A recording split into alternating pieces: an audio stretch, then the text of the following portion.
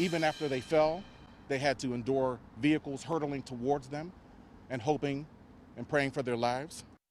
2 years ago today, all eyes turned to Pittsburgh when the Fern Hollow Bridge collapsed into a ravine in Frick Park, falling over 100 feet, injuring 10 people and sending several cars and a bus along with it. Tonight, the fight for answers into why this happened and what exactly caused it continues. KDKA's Jennifer Borrasso reports. After facing months of pushback for documents, attorney Pete Giglione says this fight is far from over. 2 years after the bridge's collapse. For 2 years, attorney Pete Giglione has been fighting for transparency that could show what the city of Pittsburgh knew about before the 447-foot Fern Hollow Bridge collapsed.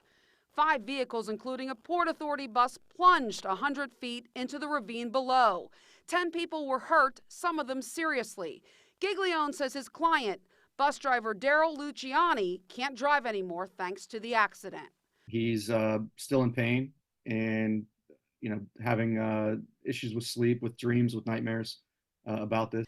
Last week, court records showed Giglione and other lawyers for the people injured added 3 defendants, engineering firms, days before the deadline to file a civil suit after a passenger on the bus filed notice of suit against the city of Pittsburgh. Giglione says he plans to file soon as well. I'm very confident that we are getting there, and we will have our complaint filed pretty soon. I think a lot of the other stuff is going to come out. We're going to flesh that out through the course of the litigation in the case. Giglione and others battled for documents. The city pushed back, arguing it couldn't because of the National Transportation Safety Board's investigation.